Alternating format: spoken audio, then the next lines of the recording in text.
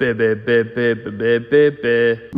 Basketball. Yo, what's going on, guys? Welcome back to Bullony Basketball. Christmas is here again, pretty much, and I gotta have my guy here, my main man, Zan. How's it going?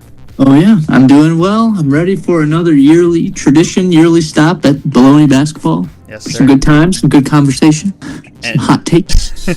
we might have some gifts to give out later on the show for a certain segment, but we won't jump too far ahead. Let's start with the first one here. I feel like always when we do the Christmas episodes, everything is super positive, and you want to get in the positive spirit for the holidays. But I call this one a naughty and nice segment, where we're going to give two hot takes. Could be based on former players, current players, teams, coaches, however we want to do it. One of them has to be positive, one of them has to be negative. So I don't know if you want to go first with your two takes, or do you want me to go first? I'll have you go first. I'll follow up. Okay.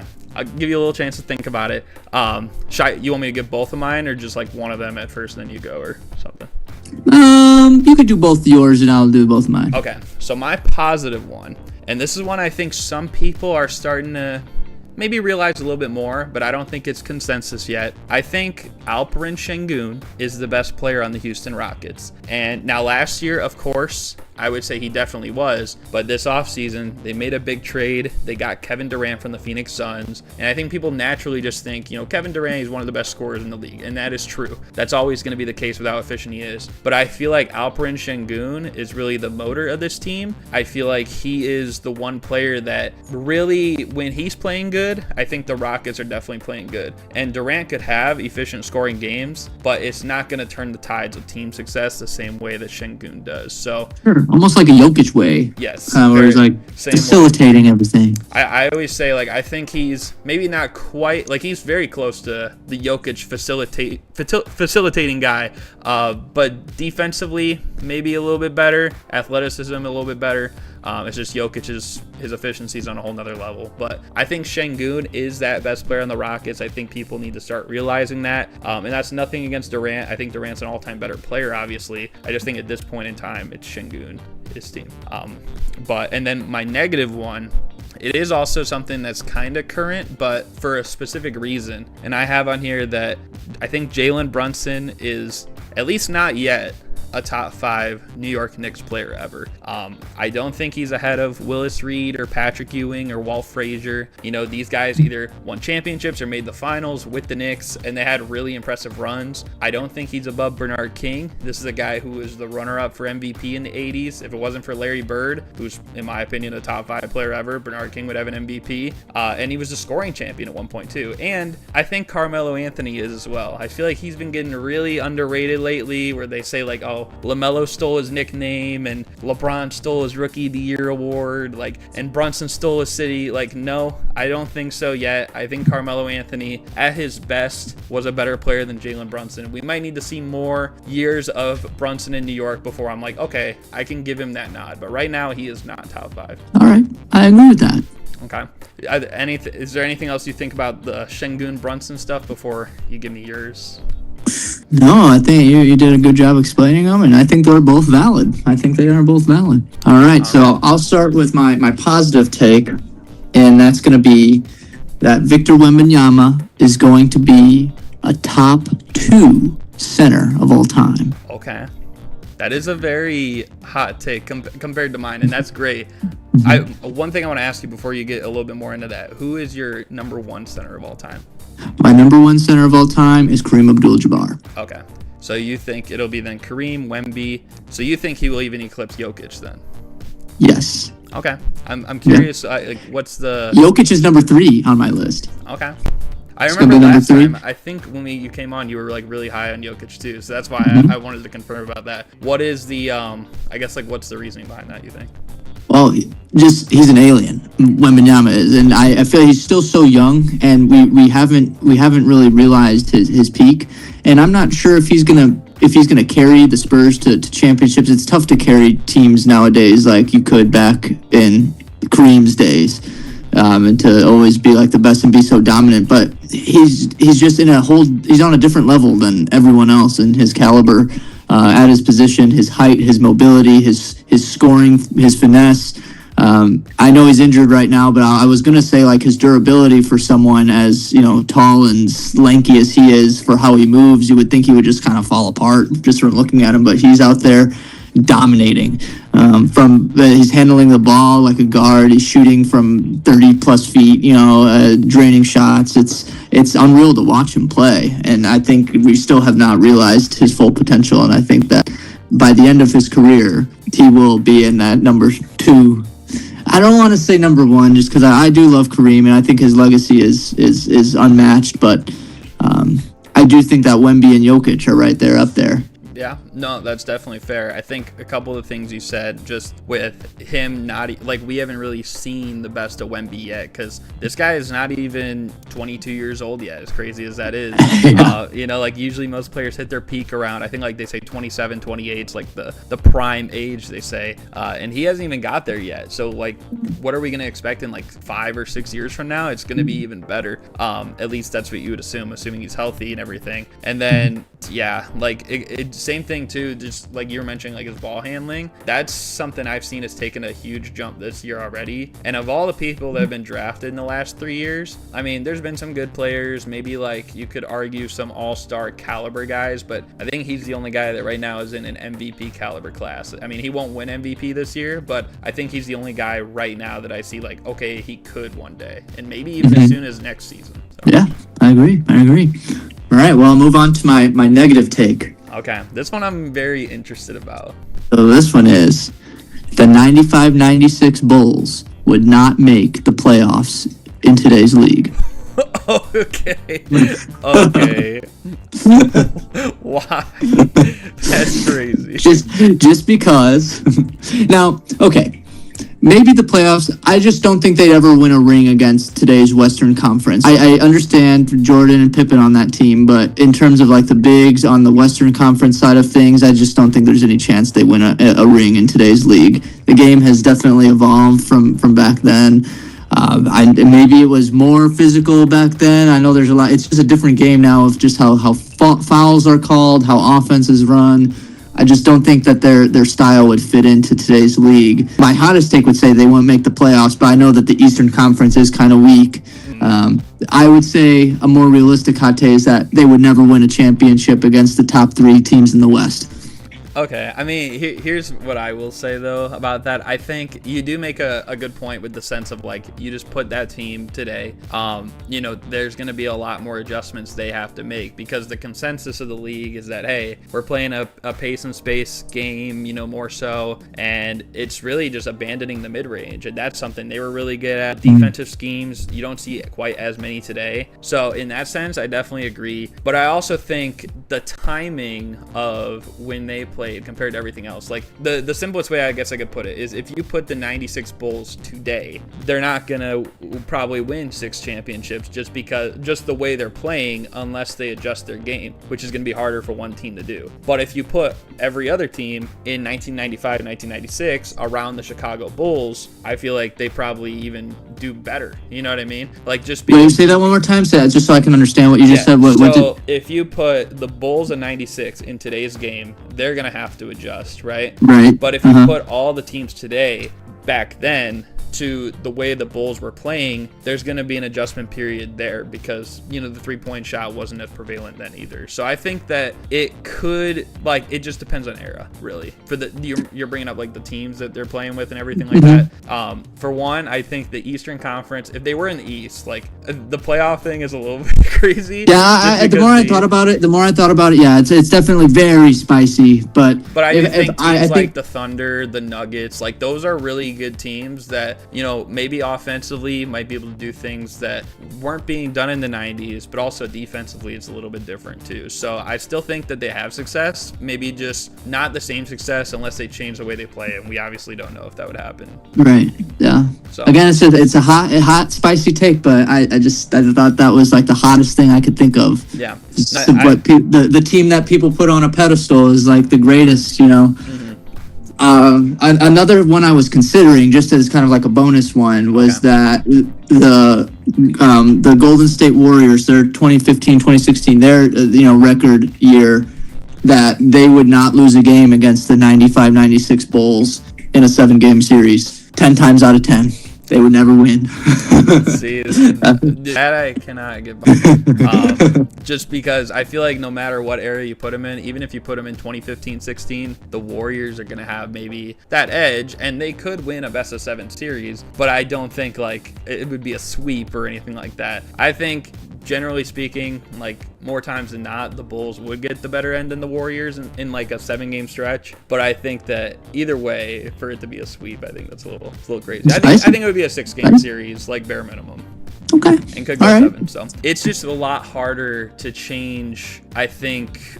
The way that teams are so adjusted to playing, if you just threw every team from today into 95, 96, and they had played that way for so long, then I think teams are not going to just be like, hey, let's just start jacking up a lot of threes like in a span of 1 year. You know what I mean? What about this though? What if like this is completely imaginary, obviously, but if you just took the 95 and 96 Bulls and the 2015-16 Warriors and you threw them into a series without, so the Bulls don't really know, so they would have no idea of today's play style. But you toss them into a game and all of a sudden Stephen Curry's hitting 35-foot threes, and he's just pulling up and he's draining them, and they're moving the ball and they're just draining all those threes. The Bulls would be like, what is going on here? It would be such a shock to jump to that play style. I think that they would get shocked by those 15-16 Warriors. That is true, but I think I would love to see that game. I know it's impossible, but I just want to say, if you just threw them they didn't have time to study film or anything. Now, I guess granted the Warriors would have some sort of an advantage because they've already seen those Bulls play, whereas it's not the other way around. But I think it's really interesting if they have no idea, what's different. You just threw those guys together and had them go at it. I think the one other thing, though, is that if those teams played and you just put them in, like you said, the Bulls would be able to play a little bit more physical defense, because back then, like, you could maybe stiff arm bar a little more. There wasn't a defensive 3-second violation like when the Bulls played either. So I think there are some rules that maybe lean more into their advantage. And like I said, like their defensive schemes, I think that they would have just a little bit more options in that sense than maybe the Warriors do. We saw the Cavs in the finals that year. Like, they were able to slow down Curry. If they were able to slow down Curry on the defensive end, I think the 96 Bulls would be, able to do similar things there. Sure. I think looking at it from the Bulls side of things, I'd probably have Jordan guard Curry the whole game. I'd probably have Pippen guard Clay. Yeah. And just have them stick, and everyone else can figure it out. Assignments too, like in their time, like they had to take some of the best players, but they also still were putting up, like Jordan was putting up like 35 a game, and Pippen was putting up like 20, 25 a game. So in a slower era. So I don't know. I mean, it is interesting to think about. We will never see it, obviously, but I do like that you definitely brought some spicy takes, maybe more spicier takes than myself. So that is a good one right there. Very naughty takes. Yes, that one's definitely making the naughty list. Oh yeah. But okay, so we'll get to our next segment though, which this one is interesting. It's going to be the gift giving segment. And so there's going to be 3 players. It could be former players, current players, or future players, if you even want to think of future players. But just kind of like ideal gifts you would get them for Christmas. These can be gifts based on like their team, what they need, what their play style needs, or it could just be a regular old present. So I don't know if, again, I could start if you want, or do you want to start? I'll start on this one since you went on the other one. Okay. I'll just keep following through here. So my first one is kind of just not a tribute, but I want to give Chris Paul a championship winning team. So it was interesting that you said that. When you said earlier about Donovan Mitchell getting like better teammates, I was gonna say give Chris Paul a ring, but I want him to earn it. That would be my gift, because I think he still has the potential to be that veteran on a team that leads a younger team that can win it all. I think that he would be a valuable asset in that system. Yeah, in that club. That's a good one too, especially because there's a lot of controversy lately when the Clippers let him go and everything. And this is, as he said, his last year. So I think a lot of people are hoping for that. Maybe he can get that one last chance. That's a good one right there. All right. So my second gift is, this one might be a funny one. I just kind of thought of it out of the blue, but I was going to give Stephen Curry a brick because he needs one. A brick? A brick, because he just makes everything, so he never bricks. So he could use a brick. That's crazy. Just- Where's like the shot that he will be bricking? Is this like a layup? Is this a free throw? A three? no, like a brick, like literally a brick. I would give it to him as just a symbolic gift that you never brick. So here's a brick. Okay. Yeah. I see. So he'll like a red frame brick. it or something maybe. Yeah, exactly. Okay, that's interesting. That would honestly, I bet he would actually think that's kind of funny. And then my third one is Glenn Davis. I was gonna get him a yearly subscription to Pampers. Because he's the big baby. The big baby. Funny story about that. I don't know if I ever told you, but when I went to the Big 3 game in Chicago and I saw Glenn Davis there, and I was like, oh, like, hey, like, Mr. Davis, can I get a quick photo with you? He looked me right in the eyes. We were maybe standing like this far away from each other, looked me right in the eyes, and then just kept walking on. He kept taking photos of other people. So I'm like, dude, like, Hey. bro was throwing a tantrum. The big baby threw a tantrum. Like, what is this? So he's been on my my anti list for NBA players for a while, so that's why I think it is funny that you said give him Pampers, like just show him who's boss. But anyways, so my three though that I have, those were really good ones by the way. My three that I have, the first one, it is actually the first two are more NBA stuff, and then the last one is kind of a fun one. First one, I'm going with Cade Cunningham. And I am going to say, let's give him a reliable jump shot because, you know, this guy right now, the Pistons are the #1 record in the Eastern Conference. They're playing insane basketball right now. And he's been leading that charge. But my thing with him is, you know, he's shooting about 45% from the field and about 29% from three. If he could get that 29% from three to about like a 37%, his efficiency from the field maybe goes like to a 48 to 50%. Now we're looking at a completely different efficiency with one of the, you know, most unstoppable guards in the league, point guards in the league, because he can back down a lot of guys because he has like a height advantage. He is tall, yep, and he's a solid defender too. I think honestly as well, like, it would maybe help limit his turnovers because I know that's been a problem too. So giving him a reliable jumper, especially for a team like right now, they're winning games, but they're really not a great three-point shooting team. So I think that's a good one there. The second one, this one's kind of funny. Steve Nash, I want to give him Billy Donovan's job in coaching the Chicago Bulls. Okay. You know, right now the Bulls suck. I know before we recorded, we were talking about it. It's like they had such a great start to the year, 5-0, and then now they're like 9-14, which is so bad. And the Bulls right now, they're like the second highest paced team in the league. And when Steve Nash was playing, you know, that was like their thing, the 7 seconds or less offense with the Suns, with Amari Stoudemire, Mike D'Antoni and stuff. I think that you have him coaching this Bulls team that has some players with potential that hasn't been reached. I think he could at least, you know, have us as Bulls fans maybe a little bit more optimistic about the future that Billy Donovan hasn't really had for like the last 6 years. It just feels like it keeps waning, you know? Right. Yeah, he would definitely be a good asset in Chicago. I think he's a little bit more recent. Like he just got out of the game a little bit more recently, so he kind of knows how it works. Yeah, and I mean, in my opinion, he's just one of the smartest players ever, especially on the offensive end. And I feel like he got a raw deal with the Nets. Like, it's not his fault that Durant's foot was on the line the one year. Otherwise, they might win the championship. You know, so yeah, I forgot about that. Yeah, like, and he might still be coaching today, but I feel like they were quick to blame him on a lot too. But the last one, this one's just really random, and it's a non-basketball thing. Boris Diaw.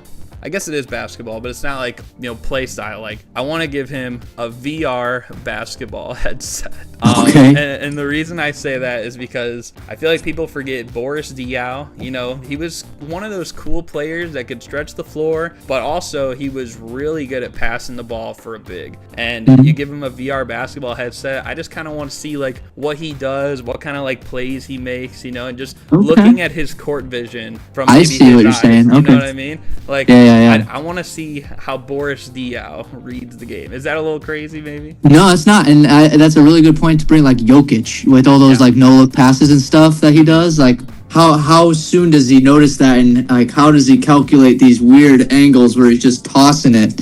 Yeah, that's a good one. I like that. There's a lot of players too. I was thinking Jokic. I was thinking like even Pistol Pete or Ginobili, even like some of these other guys who throw like the crazy passes. But I feel like Boris Diaw. I feel like he's retired. He's been out of the game for a while. People need to remember how good he was because he was one of the more skilled players for his time. Sure. I know he was never an all-star, but I think people need to put respect on his name. I agree. Yeah, another thing I'll say is I think that archetype of big is my favorite type of big, like Boris Diaw, Jokic, where they're like facilitators. They're not just you back down in the post, but they can dribble a little bit. They certainly can pass and they can shoot. I like those bigs a lot. And the other thing too with a lot of them is they're pretty good rebounders. Like we were mentioning Sengun as well. Like Sabonis averages a lot of rebounds. I'm not high on Sabonis, but I mean, granted he does, still average a lot of rebounds. So, that's just like one of those, I guess, upsides to those players is that they're able to impact the game in so many ways. Yeah. And really him, I feel like defensively as well. I mean, he did so with the Spurs in 2014. That's one of the best like pure team ball squads that we've maybe seen in recent years. So, yeah. But yeah, I don't know if there's anything else you want to add there. You want to get on to these Christmas game picks? Yeah, we could get on to the picks. All right. So we'll kind of just breeze through these. There are 5 games on Christmas, which I think has been the case for like the last 20 years or something. They've always had like 5 games. But the first one we got is the Cleveland Cavaliers going into New York and playing the Knicks. Now, the Knicks have looked, pretty good this year. Both these teams are still up there, but of course the Knicks have a little bit of a better record right now. But you can never count out Donovan Mitchell, Evan Mobley, Darius Garland, those guys. So who do you think wins this game? It's in New York, by the way, the game. Yep. I do think that the Cavs are going to win this one. Okay. I do think so. I think it's going to come along with a 20-point Evan Mobley performance. Okay. I like that. He will need to have a big game in this one, definitely, because the Knicks, Mitchell Robinson has been probably his kryptonite the last couple of years, it feels like. But it's possible, and I think as much as I want to pick the Cavs, it will be a close game for sure. But I think I'm going to go with the Knicks. They just been a little bit better so far this year. But I think Donovan Mitchell he'll give us a Christmas delight. All right. Yeah, we'll see. It'll be a good one. So this next one, though, we got the Spurs and the Thunder. The Spurs have been pretty good this year. They've even been winning some games without Wemby, but the Thunder are on record pace right now. Do you think the Spurs maybe pull off an upset, or do you think the Thunder take care of business at home? No upset on this one. I think the Thunder have it 100%. I would agree. I would also take the Thunder. I think they won't lose a game until mid to late January. Wow. Okay. I do agree. I don't think they're going to lose from now and Christmas either, but maybe like just after. So I think maybe into December. The Mavs going into Golden State playing the Warriors. Both these teams aren't great right now. Warriors maybe a little bit better, but the Mavs, they got Cooper Flag. He's been looking a little bit better recently. And AD, he recently came back, but he's been in and out himself. Who do you think wins this? Do you think the Warriors got it or Mavs? I think that the Mavs are going to get it. I do think so. I think Flag's going to show out. And even if Anthony Davis isn't in, I still think they have a pretty good shot at winning. But if they have AD, I do think that they have the better chance of winning for sure. And Clay will also be returning to Golden State for this one as well. So we'll see maybe anything interesting there. I think the Warriors will win it, unfortunately, though, for the Mavs. I guess we'll find out. I guess we'll find out.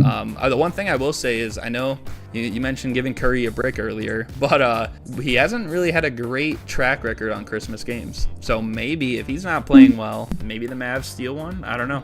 Okay.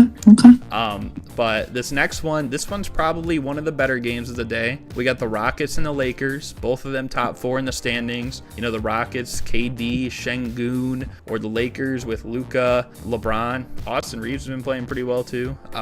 Who do you got in this one? I'm going to take the Lakers. Okay.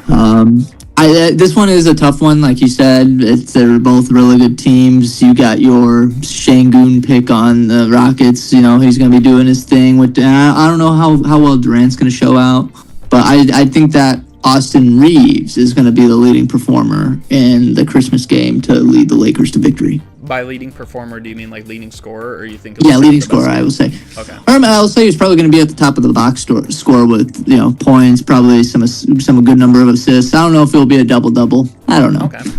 Yeah, I mean, he's been playing like potentially an all-star this year too. So, and we'll have to see. I mean, if Luka's playing, it's going to be pretty hard for the Rockets. But I don't know. I think that the Rockets they're not they've been hitting threes at a weird rate this year. Like, it's been impressively good. It's hard to say how sustainable it is, but I think defensively they have something a lot of other teams don't. So I'm going to give the slight edge to the Rockets, but I think this comes down to a buzzer beater. It'll probably be that close. Okay, yeah, I think so. That would be a good one. That's why did we disagree on all of our picks just now? We both picked the Thunder. Okay. Yeah. But every other one we have not. We'll see if we agree on this last one here, though. Timberwolves and Nuggets. This one's in Denver. Ant-Man. The Timberwolves have been decent, not too crazy good. Nuggets have been a little bit better. Jokic, Jamal Murray have both been going crazy. Aaron Gordon's out right now, but if he comes back, that's going to help. What do you think? I think Nuggets. I think the Nuggets are going to get that one. Okay, I would agree. I also think the Nuggets will probably take this one. They're going to be, like I said, a little shorthanded. No Aaron Gordon and no Christian Brown either, but I just think that Jokic is going to have one of those games. I don't think Rudy Gobert or Naz Reid is going to be able to stop him down low. And Jamal Murray, I don't know. I think over the last couple years, the Timberwolves and Nuggets, it seemed like Minnesota would have that mental edge since they beat them in the playoffs a year and a half ago. But I feel like so far this season when they've played, the Nuggets have looked okay, we're a different team. So I'll go with Denver as well on this one. Okay. Yeah, and just a random question. I don't know if you know this, but I won't be surprised if you do know this. What's the point record on Christmas for who scored the most points on Christmas Day game? The point record. That is an interesting one. Do you mean total, across all games, or just a single game? Well, just a single game on Christmas, on that day, for all the Christmas games that are played on Christmas, because when it's a Christmas game and they're wearing the Christmas jersey, it's on Christmas Day, right? Yes. So on Christmas Day, what is the most amount of points scored by any player on Christmas Day? So I guess it's actually interesting because I mentioned him earlier in the show. I was thinking in my head maybe it'd be Oscar Robertson, but he is up there. And he's up there for total points, though. But the most in a single Christmas Day game, it is someone I said earlier on this show, Bernard King, with 60. Wow. Okay. And he did it with the Knicks. Until Jalen Brunson does that, he's not top 5. No, I'm just kidding. No, was it Bernard King that had a 50-point game and then the 60 points? He scored yes, he had a string of a couple 40-point games. Okay, yeah. 40 plus. 40 plus, okay. There was one that was across 50. I don't know if it was quite then, but I know he had a string of a couple 40 in a row. Mm-hmm. Yeah, he's underrated for sure, up there in those all-time players. Yeah. I like Bernard King. I would say, and that's no slate again, just to go back to the Brunson thing, because I think Brunson, if he continues to stay with the Knicks, it's going to be hard to argue against him compared to Bernard King or compared to Melo, who maybe didn't have too many, high-level years. But at this point in time, I think they do have enough high-level years, even better years than Jalen Brunson, that I would probably still lean toward Bernard King. And Brunson's still a little young, I think, but like you said, he probably could earn that spot here in the next couple of years if he keeps it up and moves on, gets better. Yeah, I will say I don't have him ever becoming the greatest Knicks player ever, though. That will be Willis Reed, in my opinion. Okay. I just feel like a guy who won a championship, 2 Finals MVPs, 2 titles. It's gonna take a little bit for him to surpass that, especially a lifelong Knicks player too. So valid. But on the topic of teams, how about we get into this NBA Epic Tens Minigame? All right, sounds good. So this is going to be a good one. You're going to have 60 seconds for each one. There's 3 questions total. And I'm going to give you an NBA team and a specific stat. And so these are going to be stats. They're not too crazy. I'm not going to ask you top 10 in VORP rating for a team.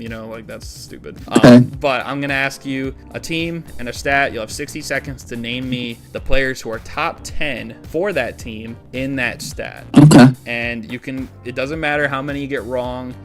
You can just keep rapid fire guessing over the span of 60 seconds. Once the 60 seconds are done, I will be all right, that's time, and then tell you how you did. You get more points for the higher they rank on the list too. Okay. So sounds good. With all that said, are you ready? I am ready.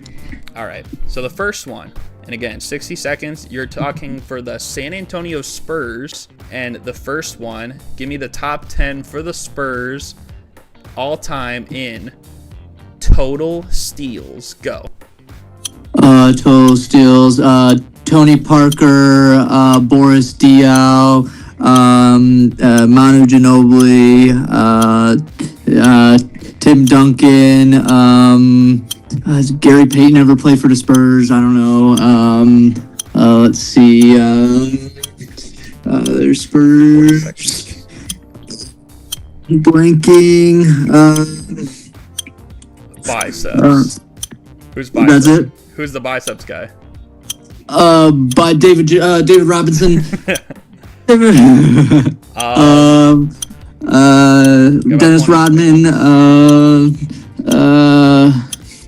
Man, I don't know too many Spurs.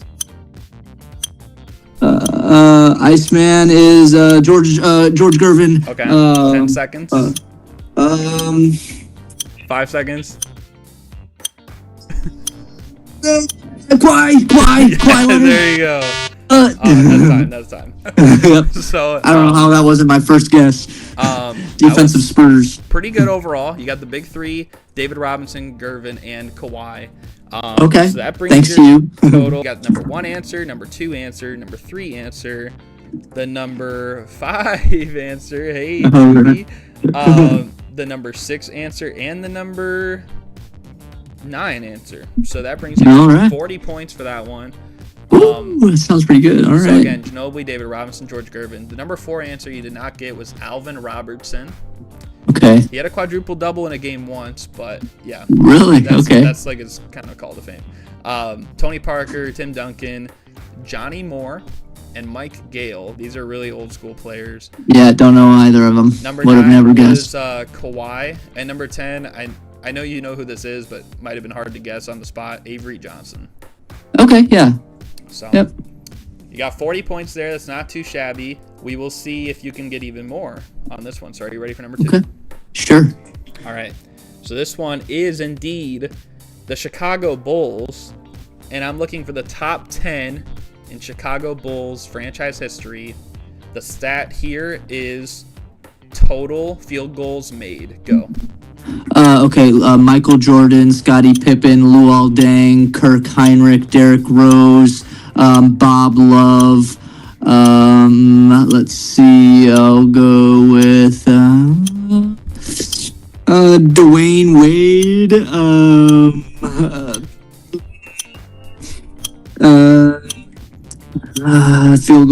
Field goals made. Let's go with. Oh. Still got 30 seconds. Joakim Noah, Carlos Boozer.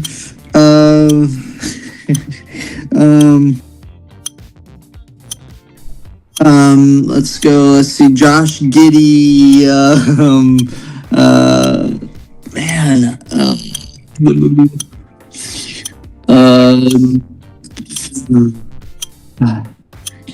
I burned myself out. Nate Robinson. Zach LaVine. I'll give it to you. That was like right at the time. Okay. that was close though. You got Michael Jordan at number 1. You got Scottie Pippen number 2. You got Bob Love at number 3. I was impressed you got that one too. Number 5, you got Luol Deng. You got LaVine at number 7. Derrick Rose at number 9. And I'm pretty sure you got Kirk Heinrich at number 10. So yeah, you got like the first 6 were all hits. So that was very good. So you got 40 points again. Wow. That's crazy. Consistency right now. The other ones you missed, number 4, the only guy whose jersey was retired that you did not name, Jerry Sloan. Okay. Okay. I almost said Mike Dunleavy for some reason.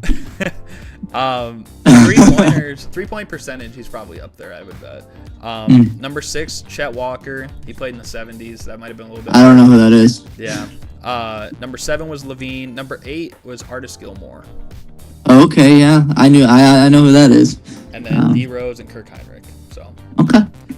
Not bad. Man, I'm surprised Heinrich was on that list. I was just naming Bulls I knew. Yeah, that was like when you said him so early, I was like, wow, like the first 6 you named were all like hits. I was like, he might clean the board or something. Nice. But yeah, Chet Walker was a hard one. We got one more left. So are you ready for this last one? I'm ready. You got 80 points right now. We'll see if you can cross that 100-point mark, you know? Okay. So, all right. This one is, of course, the team you talk about very often, the Charlotte Hornets. Okay. And this one's top 10 all time. Their franchise history for total points. Go. Larry Johnson, Alonzo Mourning, LaMelo Ball.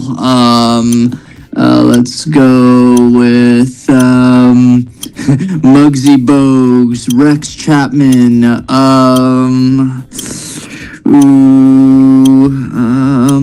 Who's the big man on the Bobcats? Oh. Let's go with Del Curry. Del Curry. You have 30 seconds left. Let's see. 2010's guy. Man.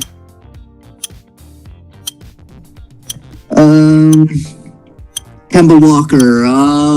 10 seconds. Some Bobcats. There's a big man on the Bobcats. I just can't remember his name. You got 2 seconds to throw anything out? I don't got it. That's all right. That was still not bad. So you got only 4 on that one, but you got 4 that definitely mattered here. So you got 10 points for Kemba Walker. Okay. 9 for Del Curry. Those were the top 2 answers. Right. Larry Johnson was the number 4 answer, and Muggsy Bogues was the number 8 answer. So that got you. It was your lowest one yet, but you still got 29 points. So that's still not bad. Okay. Got over 100. Some of Alonzo's not on that list? Who'd you say? Alonzo Mourning's not on there? He is not, yeah. Wow. So, I mean, and it is total points. Granted, he scored a lot, like, in his time, but he was only there 3 years. Okay. Some of the other Who ones. else? What's the whole list? I'm just curious. Yeah, so it's Kemba, Del Curry. You did not get Gerald Wallace. Okay, yep. Larry Johnson. Some recent, well, one's a current Hornet. The other one's one he was just recently on the team. Miles Bridges and Terry Rozier. Okay, I almost said Cody Zeller. Yeah. Glenn Rice is another. Okay. Muggsy Bogues. And then the last 2 are Raymond Felton and David Wesley. Okay. Neither of those was the big man on the Bobcats, but I can't remember that guy's name. Al Jefferson?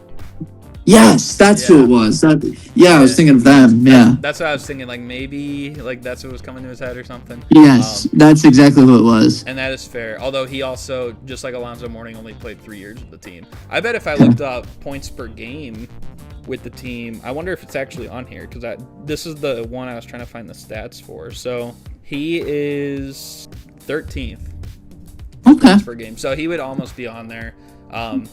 And if that was the list, you would have also got credit though for Alonzo Mourning and LaMelo Ball, and maybe Eddie Jones. Did you say Eddie Jones or no? No, I didn't. Okay, I didn't say Eddie Jones. Remember. Oh no, I think you said Rex Chapman. Yeah. Yeah. That's what I was thinking. One way or another though, you still got 40 plus 40 plus 29, so that is 109 points, and it brings you to 5th on the season right now. How does that feel? All right. Yeah, that's pretty good. I think. That's not bad at all. Yeah. Okay. Definitely will cement yourself pretty good for later on in the season. I will tell you. So is this like a seeding? Like there's going to be another one of the top 10 going on? Okay.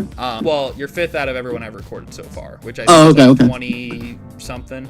So it's not bad. Do you want to take a guess who is number 1? Reek.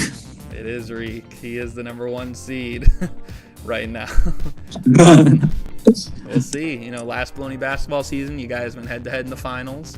You stunned him at the end, but he could be coming for vengeance this season. So we will see. We will see. I already knew who was at the top. I already knew. I know. That's it's a little rivalry we've got going on here. Yep. Once again, I feel like it was a very jolly Christmas special. And I feel like a little bit of a different one too, because I know last several times we'll talk about some positives, some ups and downs. I think we had a little bit of debate like early on in the show, and some funny moments with some of the gift giving segments and the Christmas games. So overall, I think it was pretty good. It was a pretty good conversation. Glad I could do it with my main man Zan, and hopefully you guys enjoyed. I don't know if you got anything you want to add before we wrap it up. Oh, Merry Christmas, everyone. Thanks for watching. I'm glad to be on, and I'll be back hopefully next year. And maybe for some other stuff too, not just this. Heck yeah. You know, you'll definitely be on for next year and other stuff that could be in the works. You have to stay tuned. Hit that subscribe button if you haven't already. I know I don't say it much, but hey, it's Christmas. You could give back to me, maybe, as I'm giving you the treat. But anyways, again, hopefully you guys enjoyed. Thank you guys for watching, and we're out. Peace.